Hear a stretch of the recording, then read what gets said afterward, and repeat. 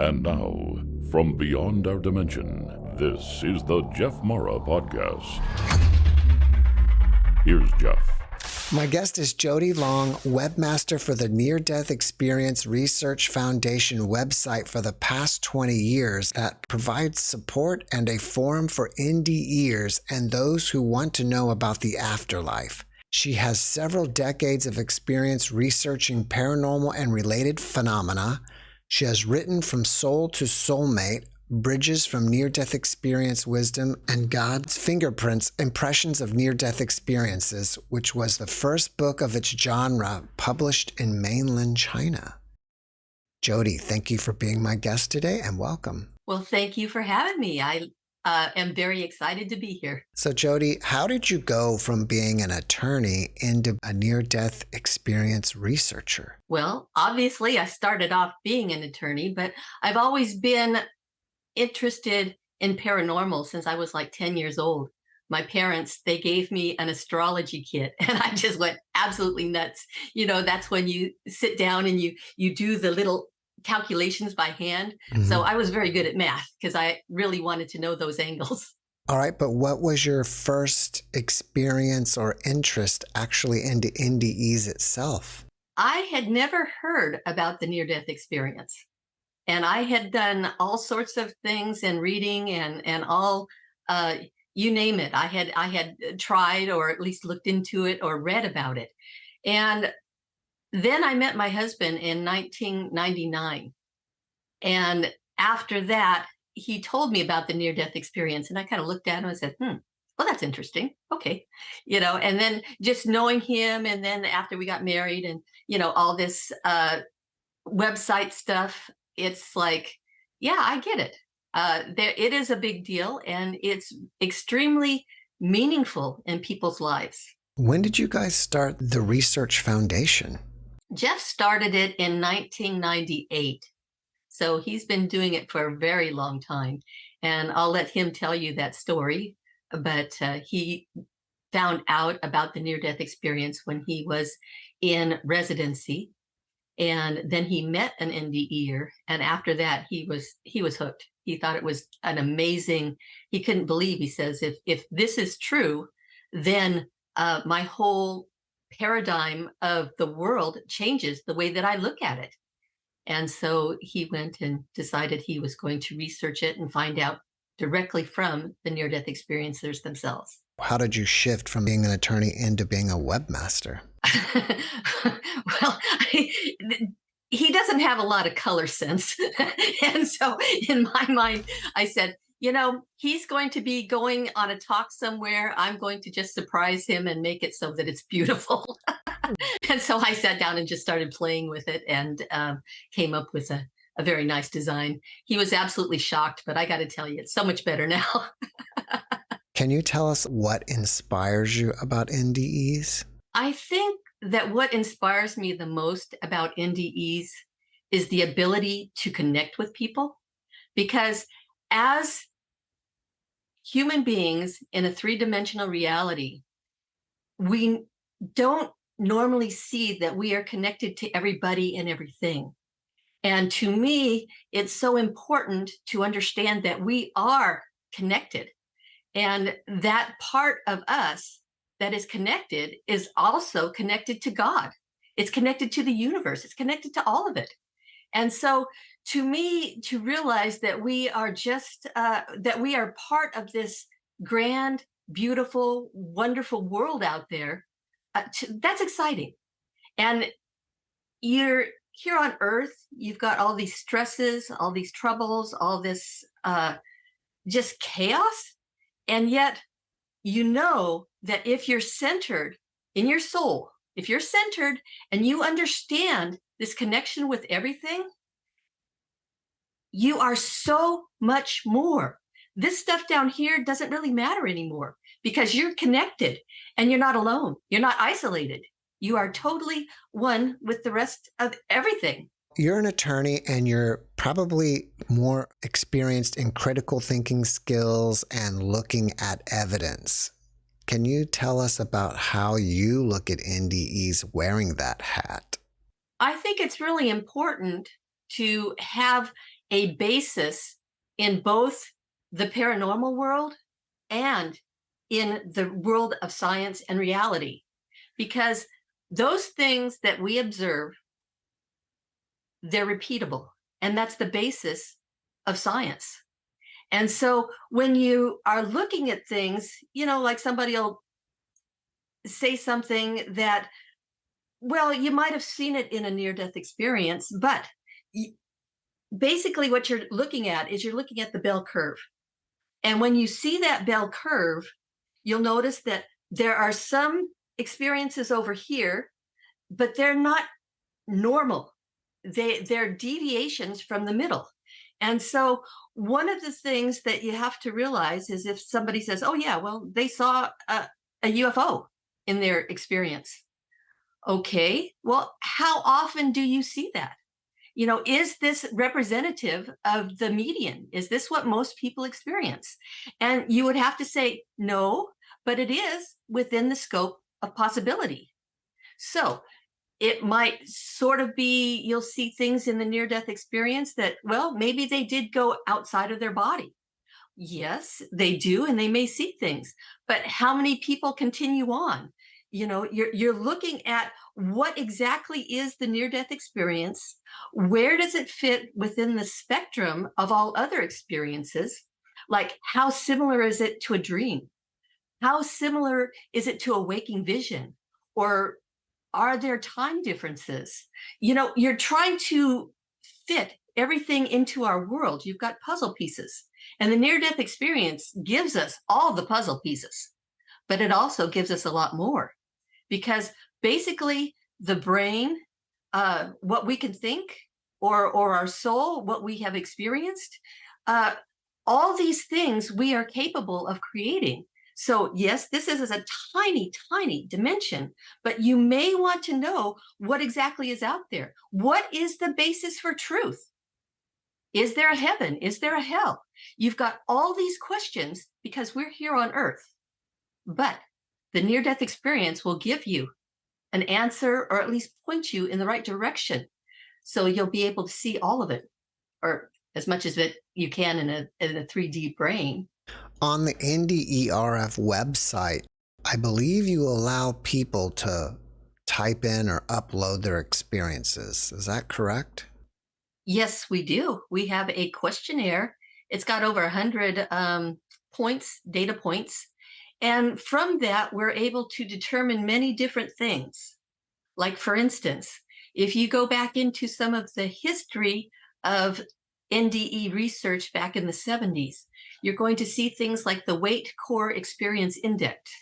And that is basically trying to separate how many points of certain things will allow it to be called a near-death experience, and how many would be closer to like what happens in a dream. So there's these different kinds of measurements. There is the Grayson scale, which will allow basically, if you've got 7 or above, that's a strong NDE. Those are the near-death experiences that we use in our research, because you're pretty certain that if they've got this 7 and above, because that is it is something that has been validated and it's scientific. And if you've got that, then you can say, okay, now what experiences, what exactly is the near-death experience? You're a lot closer because you've got these strong experiences, like people go up to heaven, they may go to the vat of creation. I mean, you've got all these different things happening, but how much of that actually fits in the near-death experience? What's the definition of a near-death experience? A lot of people, they don't know that. And so they'll call a dream a near-death experience, just because, well, I died in my dream. Well, okay.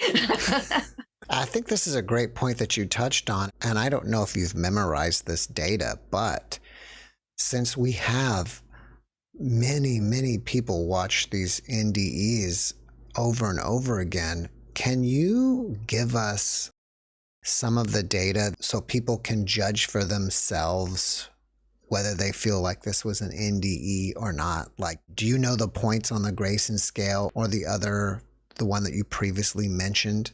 There are points on the Grayson scale, and these points, I think we have them in our questionnaire. And so these points in the Grayson scale, yes, they're there, and you can even type in Grayson scale and Grayson NDE scale, and you will see all the different questions that they ask, and it'll be 0, 1, and 2, and then they score them. And then if you have a 7 or above, these will be questions that that score whether or not you've had a near-death experience. Now, basically, Jeff came up with the definition of a near-death experience because this is what he was seeing, and this is what gives us a tighter range of near-death experiences. Mm-hmm. And so the tighter you are with your definition, the more likely that you will have stronger, more robust data that can be repeated. And so basically, a lucid experience associated with perceived consciousness apart from the body, occurring at the time of actual or threatened imminent death. Now, each one of those has a little bit of a different element of the near-death experience, because basically a lucid experience, when you go into this experience, you're going to notice that this feels more real than even your waking reality. It is totally lucid. People say that it's hyper lucidity. So that's one part. And perceived consciousness apart from the body, that means that people, they come out of their body, they physically feel separated from their body, and they're able to look down on their body, or their consciousness is no longer in the body itself. It's totally separate and away from it. That takes it out of the realm of the brain. It seriously is your consciousness, your memories, your everything that makes up your soul. Maybe not the whole soul, but it's definitely a part of the soul. And then it occurs at the time of actual or imminent death. Now, a dream is not a death, but an imminent death. I mean, we have a type of experience that's called that we call it a fear death experience. And this is when somebody literally jumps out of their body because they're afraid. You know, like if somebody's putting a gun to somebody's head, a lot of times they will just leave because they think they're going to be shot. For instance, we've had a lot of fear death experiences where somebody says, I was so, they're running and they accidentally jump off a cliff, you know, and then they leave their body before they hit the ground.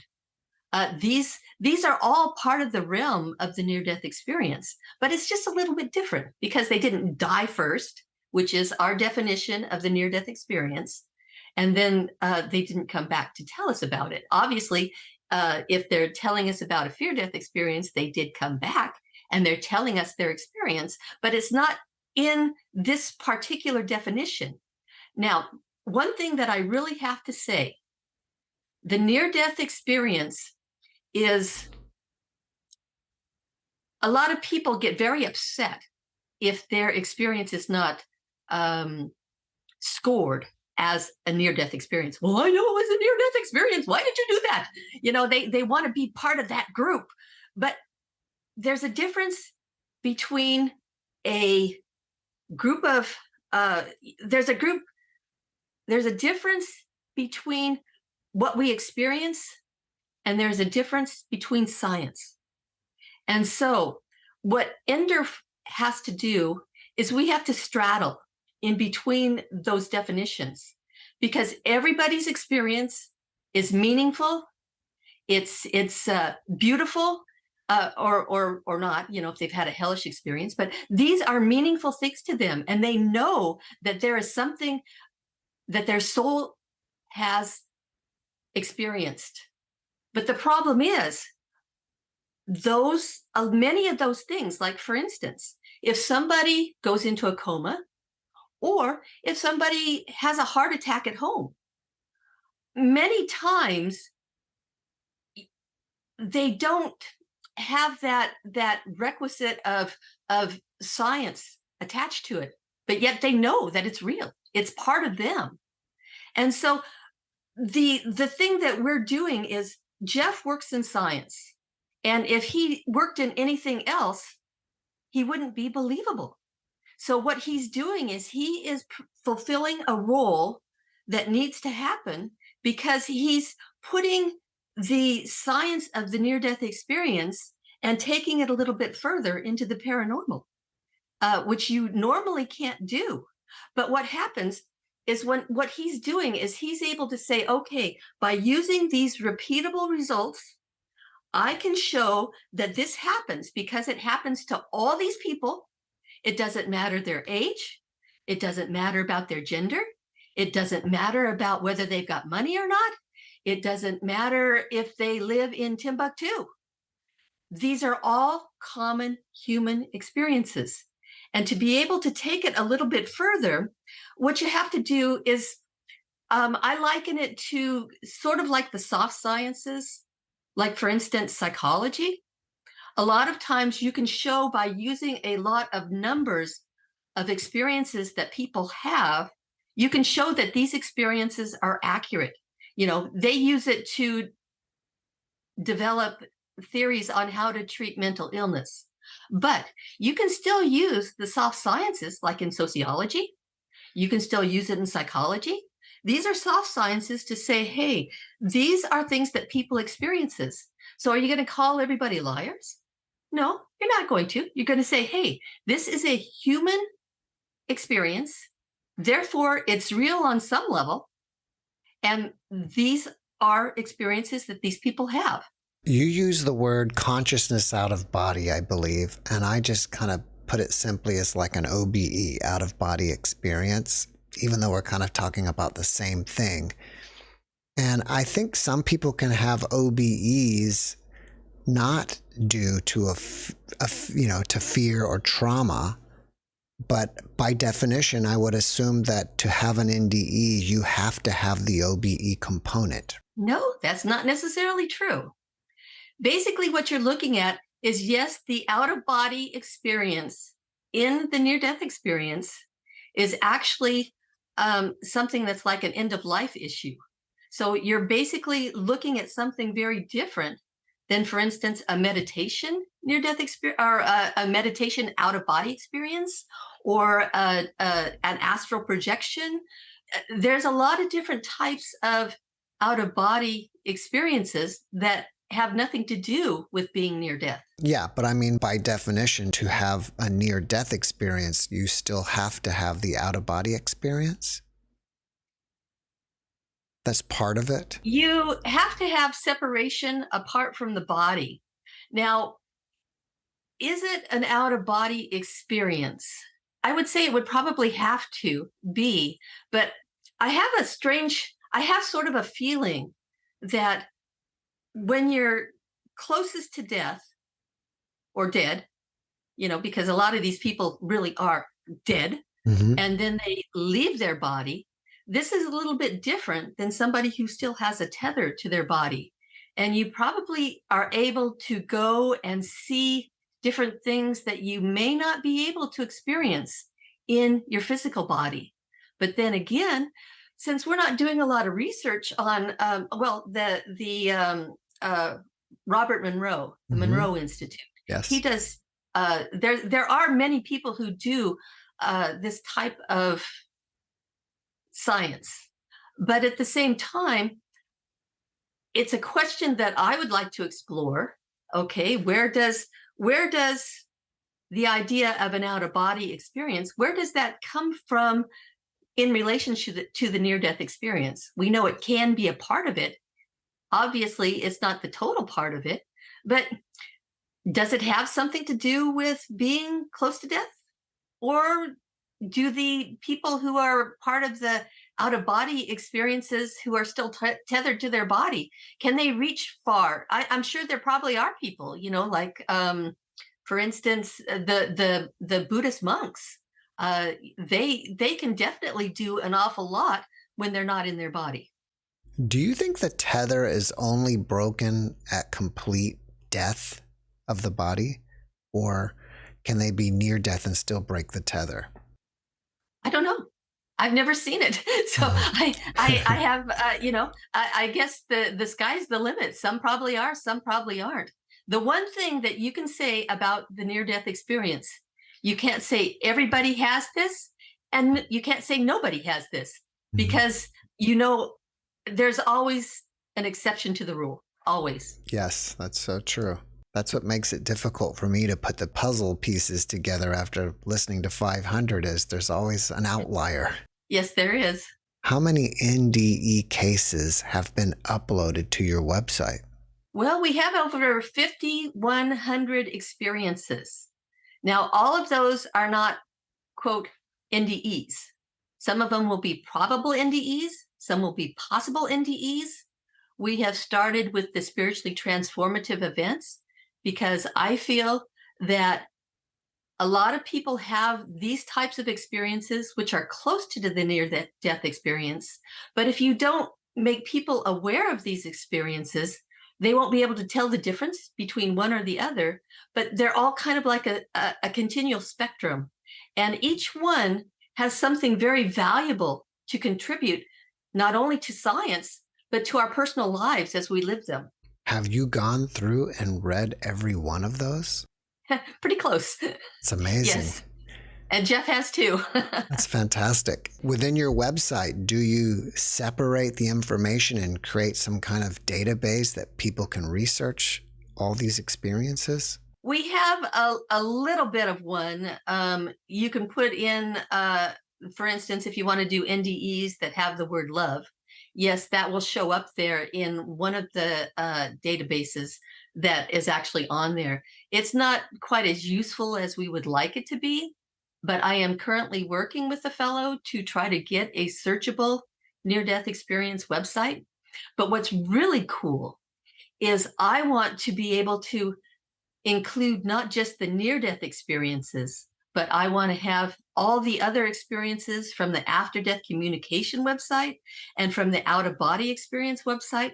And I want to be able to put it into one big giant database. And then people can say, well, I'd like to look at ADCs, after-death communications. What things are common to the after-death communications that people have after somebody dies? And what about the ones that people have in a near-death experience? Are they common? Do they have a different function? Are they similar? Are they different? And if so, how? These are all questions that we'll be able to answer. How have your thoughts or your impressions of NDEs changed over the years? I would say I have a bachelor degree in communication, and I'm always interested in how people tell their story. And one of the things that we came across very early were there were many people who were Christians, and they would describe the near-death experience in terms of the Bible. What is interesting is that we used to get so much pushback for posting those types of experiences because they said, oh, well, you're siding with the Christians, you're doing this, you're doing that, it's not empirical research. But what is really interesting is if you look at when people have an experience, the experience themselves, those are not made up. Those are experiences. But then how do you explain an experience where everything is happening all at once? You really can't, because what you've got to do is you've got to take and you've got to order it. You've got to make it linear instead of spatially all over and around happening. What you're doing is you have to put it in a linear thought. You have to make it so that other people can understand it. So you're communicating, and then you're telling a story. Okay, that's how we learn. But what happens with the near-death experience?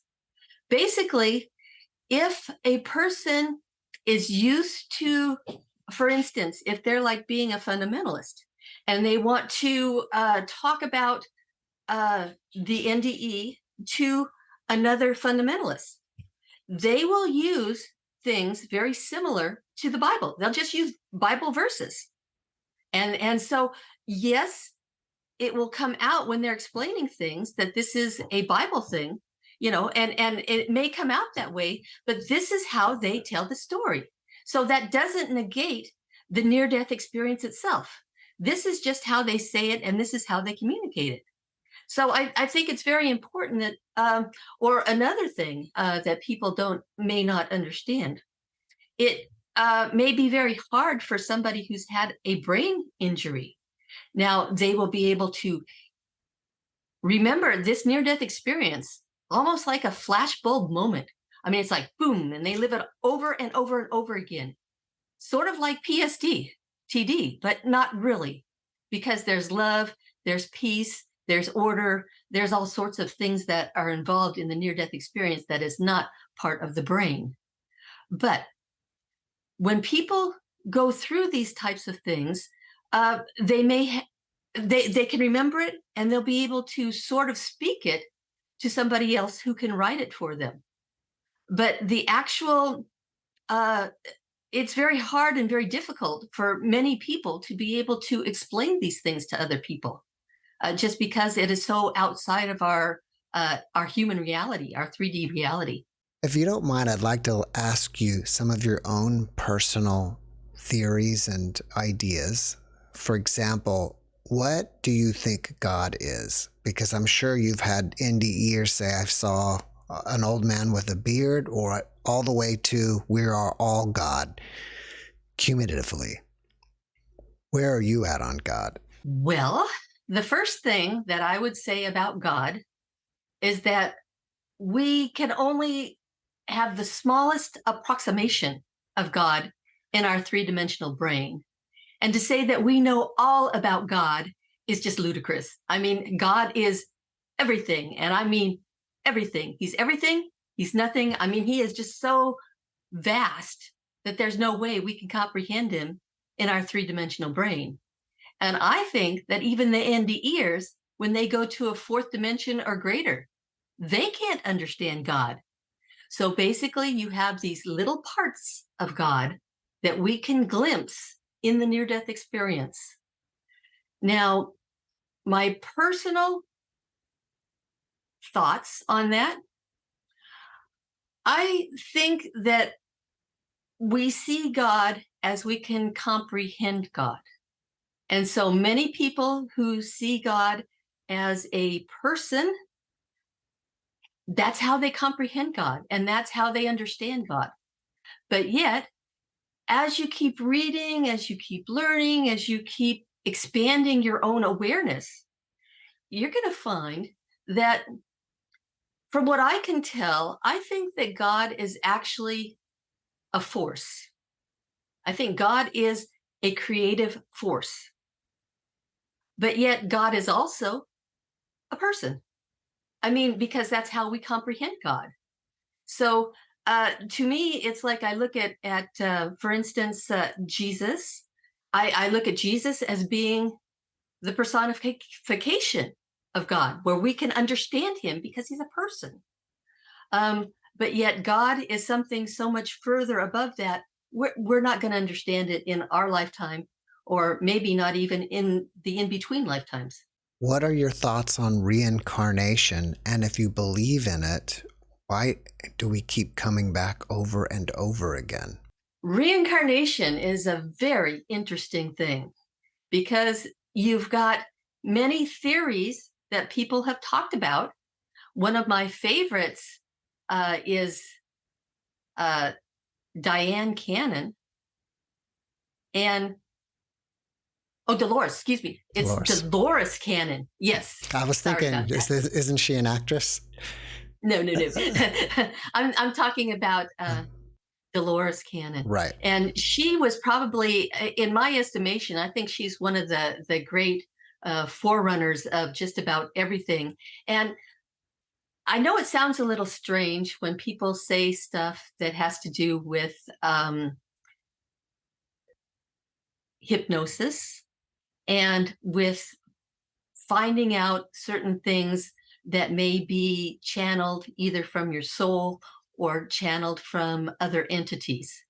And she was able to get the mind to be in a certain space where you would be able to get this information. And she would spend many decades. And her books are just absolutely fascinating because you can see things that when she talks about reincarnation, it's very interesting. And it may be different than some of the other things I've read. So I can tell you theories of what I've heard. I can tell you what Buddhists believe. I can tell you what different religions believe, what the Hindus believe. But maybe reincarnation is a little bit of all of it. Again, like the near-death experience, you're seeing all these little pieces, but we can't actually know what's going on. So what might reincarnation look like? Okay, you could be anything from experiencing being a rock to a human, or you may only come back as humans, or you may experience some kind of creativity. For instance, Dolores Cannon has people that have experienced being, for instance, the mist in bringing about a new planet. And so they're giving it water. And so it's all part of a creative process. I've also heard some really way out things. I'm not sure what I think about them, but I've heard it. If I keep hearing it, then maybe I'll give it more credence. If not, I go, well, that's something that goes over here unless it can be proven. But a lot of people have some interest in reincarnation that has to do with being a human soul. And as a human soul, if others are aware of how to trap that soul, reincarnation can either be a way of getting energy, negative energy off of people and feeding entities that are not part of this world, or reincarnation may actually be where you're able to get off the wheel of reincarnation by having this karmic thing. So if you did something to somebody, you come back and you make it better next time. There may be some component like that. There may be a part of your soul that is so beyond that what you're doing is the person that's here on earth right now may be your least common denominator. And you have to learn about evil, or you have to learn about how do you get around certain things? How do you learn about love? I mean, how do you truly learn about love if you're always ensconced in nothing but love? You're never going to know love unless you know not love. So there's many different ideas. You learn reincarnation, you learn different aspects of love, you learn different lessons about being human, you learn reincarnation it just totally boggles the mind. And then some people may just say, well, we come here, we live our lives, we die, we go to heaven or the other place. That may be true for somebody. I mean, who knows? One of the things I find fascinating is the guests who say when they're over there, not only do they forget about this last incarnation, but they don't even care about this incarnation. Like they didn't care that they were John Doe, Yeah, and that's really true, because if you look at, okay, are you a parent? Do you have kids? Yes, I have kids, yeah. Okay, so you understand this. You're a father. I'm a mother. I'm a grandmother. But see, when you're trying to discipline your children, do you sit there and say, no, you're bad, I'm going to send you to hell? Or would you rather say, okay, now this is one thing that happens as a consequence of what you're trying to do right now. See, if you do it this way, you're going to spill it all over the floor. Or would you rather say, okay, what would you rather do? Would you rather pour it in here and you do it this way so it doesn't get all over the place? Or are you going to blame them for making the wrong choice and making a mess? I mean, these are all types of things that if you're an entity that is so much greater, you're going to allow people to be able to have that free will, to have that free choice of saying, do I want to do this? Oh, that didn't turn out real well that way. The only sin in my mind is if you didn't learn and you got to do it again. I mean, it's like, it's always one of these things because you do have that free will. What type of spiritually transformative experiences have you had personally? I can tell you that one of the things you'll notice throughout your life, you personally found that many people who have NDEs gravitated towards you, and now you've got over 500. Okay. What you start to notice is you'll see these types of synchronicities. And those really are something that your soul is looking for or looking out for. And every once in a while, you'll notice somebody who's like they're like a waypointer. You know, they say, well, you might find something better if you look at it this way, or you might be more interested in doing this because you seem to have these types of characteristics. Okay. Now, what I had that happen to me, there is a lady, her name is Pam Kirshner, and she is a hospice, or she used to be a hospice doctor. And we were in Colorado, and we were at an IONS meeting. And what was really interesting is we sort of follow each other, but we've never actually had a sit down and talk with each other. And I thought it was really interesting that this one day, everybody was on their way, they were leaving, they were gone. And she was sitting there, she was just waiting. She had the feeling she was supposed to meet somebody. Along comes me. And so we sat down and we were talking. And one of the things that I was really curious about, she had been talking about a heart attack that she had had. And she said, you know, it was the weirdest thing. It was like I was breaking into pieces, like shards of glass. Parts of my personality were being broke off. And there was just this one part of me that remained. Everything else was just shards coming off of that personality. And so we were talking about that because I thought it was really interesting, because I haven't actually heard a near-death experiencer say that. But yet she had this experience, and she said, you know, Jody, this was ways into the conversation. She says, you know, one of the things that's really important is you ought to teach people how to be nice to one another. And I looked at her, said, wow, you know, and this was way back before COVID. This was back before people started getting polarized and divisive and so mean to each other. I mean, it just, this was a time when she said, Jody, you ought to look into helping people to be nice. And I'm like, oh, well, okay. Well, this was sort of like one of those way showers. And I am eternally grateful for that experience. So was it a spiritually transformative event? Maybe in a way, but it was more of a realization of something, some small part that I can do with the planet. You know, teach people to be nice, show people what it's like not to go off the handle.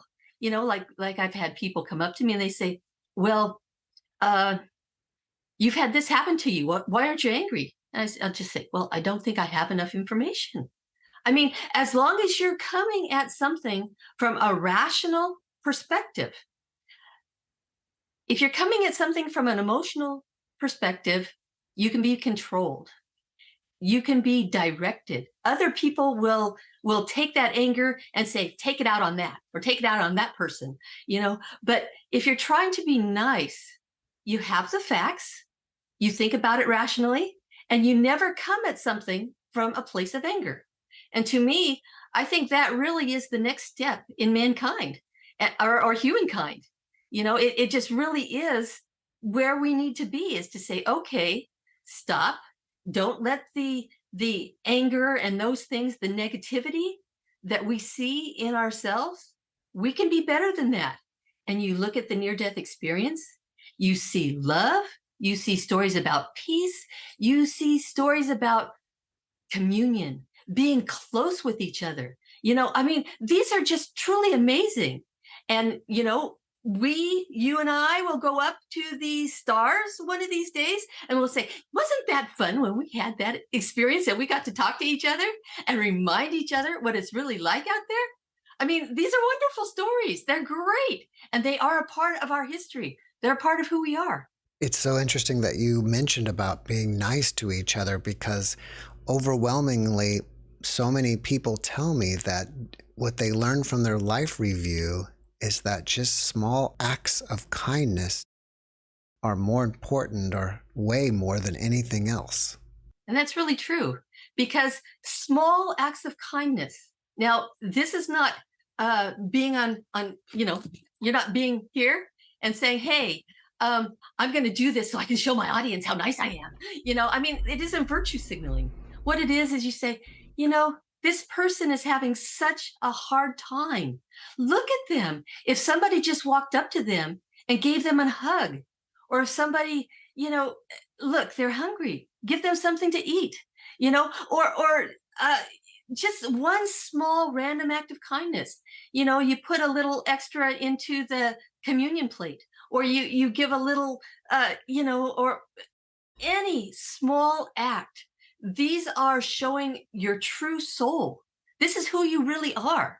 And those small acts will remind you, you are part of heaven. You are an angel. You are all part of this love and this light. I know consciousness is hard to define, but do you feel that your consciousness is separate from your body, or your consciousness creates your body? That is an interesting question, because your consciousness, you've already made these ideas up and you've said, I want to have this kind of life. I want to do this. I want to meet this person and marry that person. And, you've got all these types of things that you have predetermined as to types of lessons you want to learn. But the individual acts, now that is something, is that so your body itself could actually be part of your consciousness, because you predetermined this. You said, this will be my parents, this will be my kids, these will be my people that I go to work with.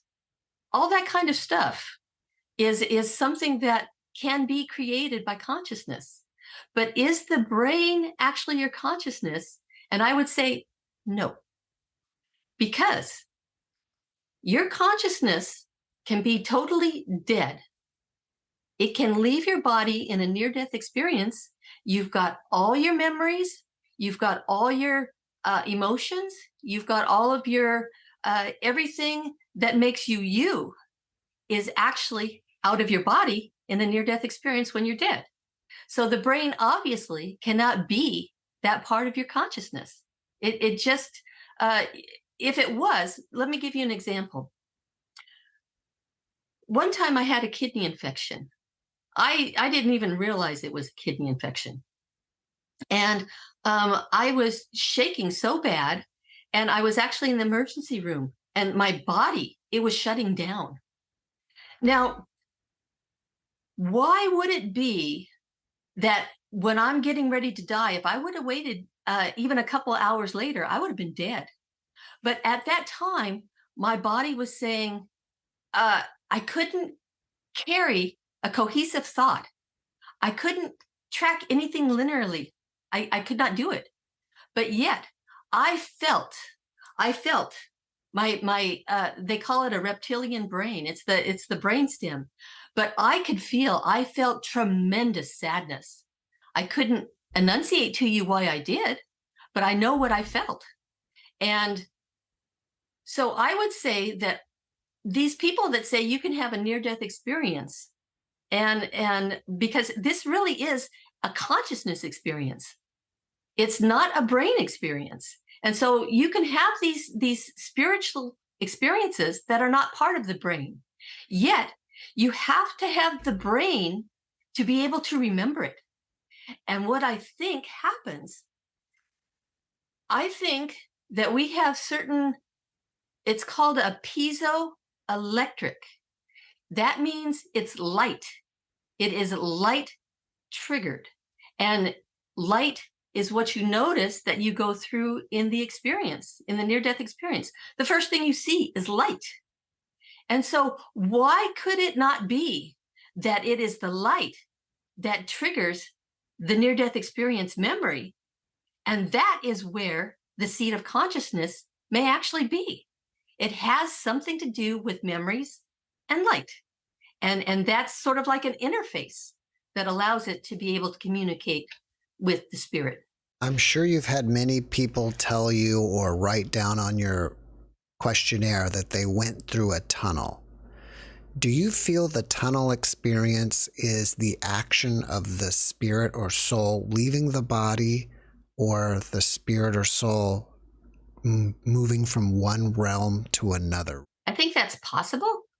It may even be probable. Because if you look at, for instance, a wormhole, what does it look like? It goes like this and like that. In the middle, it's like a tunnel. Possibly. Other people have other theories. But, you know, when I looked at that, I'm like, well, maybe you're going from one dimension to another. And maybe it does show up as a tunnel. Or a tunnel may represent something else. For instance, there are several NDEs where they talk about the tunnel being like a time, a choice tunnel. And you can open the door, and then you're going to be able to see or to choose different realities. So is it a dimension? That would actually make it dimensional, because that would be like a 3-dimension, and then you would be choosing, you'd be like in like a 4th dimension or greater, and you would be choosing whatever 3-dimensional reality you wanted to enter. So possibly, possibly not. These are all theories. I'm not sure with the way the human spirit is, and you can go anywhere with anything you can imagine. It may be many things, but the closest that we can actually attribute to it may actually be just a tunnel at this point. And it may be something greater when we're outside of our body. What seems to be becoming more common is that experiencers are reporting that they feel like this realm we live in is some type of simulation. Have you read about that? Yes. And as a matter of fact, I agree with it. And I can tell you why. Because it goes to our science and fractals. Fractals are actually light. And if you go to a 2 or 3-dimensional reality, you know, like you can see me here, right? And as you can do that, that's a 2-dimension. Sometimes you can get into a 3-dimension if you've got these special glasses. But the fractal, the way that they do holograms is it picks up all 3 dimensions in every little piece. So every little piece will have you in a 3-dimension. And then if you happen to break that, you will fractal. You will be, there'll be a million pieces of you, but it will always look like you in a 3rd dimension. Now, take that a little bit further. Imagine that if we are light and we can do this, let me see here. Okay, I'm going to show you something here. Now, take this. Imagine that each one of these pieces of paper, imagine that it's a round globe, okay? But notice that each one of these pieces of paper, if I'm up here looking down, each one of these pieces of paper could represent one part of our personality. You've got infinite numbers of 3-dimensional realms that you can choose. Each one of those fractals that is you could choose to have experience a life somewhere here. And what's really cool is you could pick this particular life. You could say, okay, this on the outside, this is me now, but I'm also experiencing me back in the past. How far back in the past? I don't know. Maybe you were your grandfather or your great-grandfather. Maybe you've got the same DNA. But it's really mind-blowing when you can look at all these possibilities, because we're not just here in this reality. You can choose any one. You may actually be experiencing, or your soul may be experiencing, crossovers into another timeline or the same timeline, so that anything you do now will affect what you did in the past, or vice versa.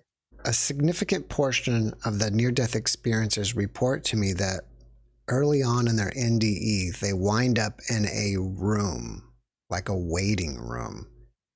Have you seen that, and what are your thoughts on that, if you have? I have seen it, and I think that the near-death experience itself is a co-created experience. And for some people, a waiting room seems to be the median that they have chosen, their soul has chosen, to be able to talk to their soul, their more infinite part of themselves. And so a waiting room can mean different things. It may mean a waypoint. It may mean an office. It may be many different things. So, but it's something that is neutral, and it's something that allows them to understand more about their experience.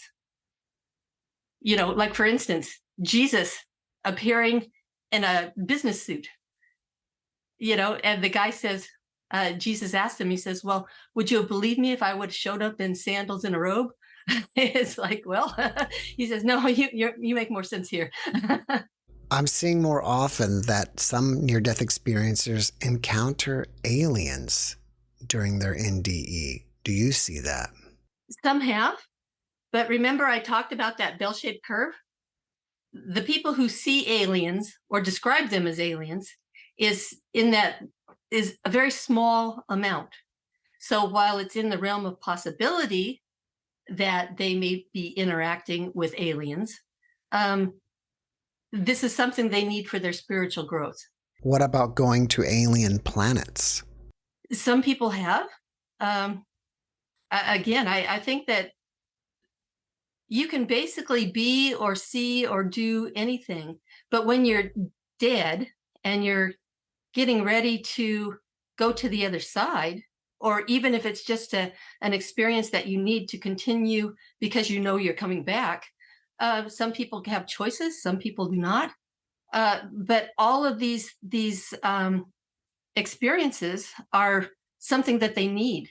I've had a few, and predominantly the people that do go to other planets describe going to the water planet.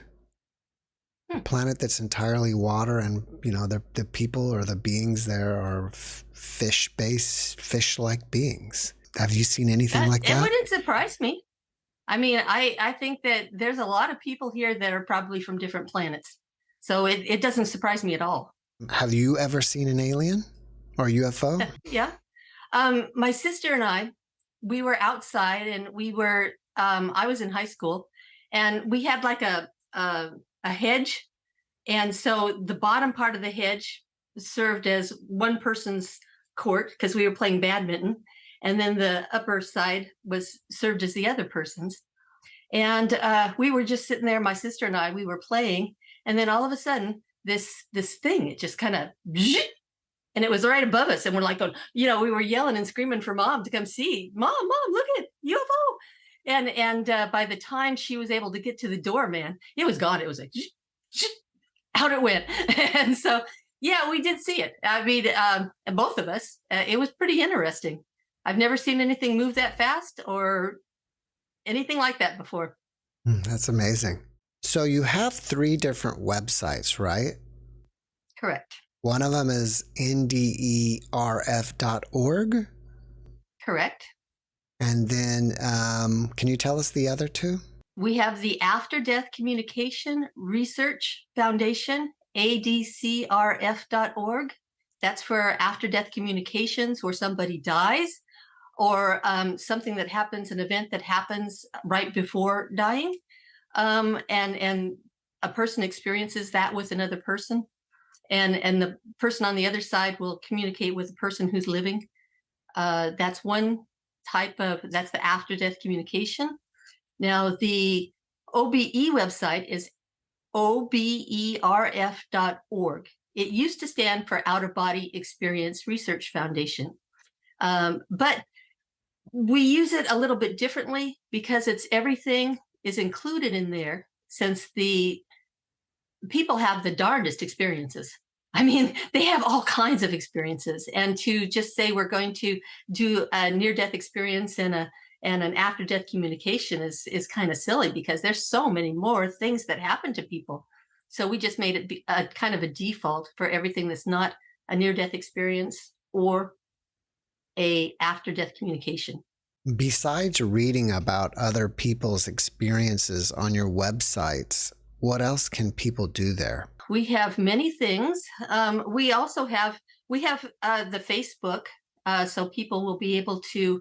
We have like a learning panel of people through the near-death experience website, which is also part of our nonprofit foundation, and they do like individual learning programs for people with NDEs, and they just they talk and they teach. Then we have another one, which is NDERF.me, which is a small bulletin board, which is not it's not big like Facebook. It's kind of small, homey, NDE related, and we keep it purposely small so people feel more comfortable sharing and talking and learning. Then we have poems, we have art, we have books, we have, it's not just about people's experiences. We have just everything from all over. And we have it translated into over 23 different languages. And these are hand translated. So we do get a lot of experiences that are non-native. You know, they're not English, or they may be from India, they may be from Africa. We get from all different languages. It's truly amazing. This is a global effort. Your book, God's Fingerprints, as I mentioned earlier, has been published in China. How well has it been received over there? I don't know. It's really hard to find out. I think it was just one of those flash in the pan things. But, you know, I think that the website actually has more people that come to it because they don't have to, it's free for one thing. And people can read as much as they want. And it's not just somebody handing somebody a book. So that makes it nice. But it's what started that is my grandfather. He went into the nursing home and he was just really missing grandma. And so I said, well, would you be interested in NDEs? It'll help you prepare when you need to go over there to the other side. It'll help you be more comfortable. You'll see grandma when you get there. You'll see all of your chihuahuas. And I said, you'll see, you know, this is nothing to be afraid of. And he said, sure. So I went and I went and put a whole bunch of experiences into a 4D, you know, in one of those 4D binders. And then I handed it to him and I said, you know, what would happen if we did this in a book form? We took some of the best NDEs and we put it in a book. And for people like my grandfather who did not have access to a computer, they would still be able to read the experiences and they would still be able to help prepare themselves for going to the other side. That's a great idea. Should people look for your books on your website or go to Amazon? Both places. They're both places, but eventually you'll wind up at Amazon. After watching this podcast, people may want to reach out to you personally and ask you questions. Are you open to that? Oh, sure. We have lots of people I have a running dialogue with a fellow from Venezuela. I mean, it's just amazing. So yes, I can even use Google Translate, and we do quite well with that. Is it best to contact you through your website? Yes, that does help, but I can give it Jody, Jody, at NDERF, NDERF.org. Jody, before we finish up, can you leave us with one last positive message? I would say that the best thing that you can do for yourself is to read the near-death experiences, because what you're going to find is you're going to find a lot of really beautiful stories about love. You're going to find out about peace, and you're going to find out about happiness. And I think that's what the world needs a lot more of right now. Jody, thank you for that message, and thank you for being my guest. Well, thank you. It's been very nice to talk with you. Thank you. Thanks for watching the JeffMara podcast. I really appreciate you. Another way to show support is through YouTube memberships. And if you do, there are loyalty badges and other perks depending on your level of membership. All you need to do is click the join button underneath the video to find out more. Thank you for your support.